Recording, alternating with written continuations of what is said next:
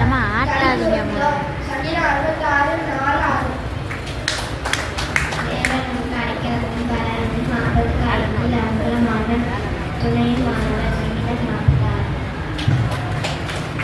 முதல் உங்களை ஆசீர்வதிப்பேன். நாகாய் 2:19. சௌக்கியமும் ஆரோக்கியமும் வளப்பண்ணி அவர்களை குணமாக்கி அவர்களுக்கு கலிகொண்ட சமாதானத்தையும் சத்தியத்தையும் வெளிப்படுத்துவேன்.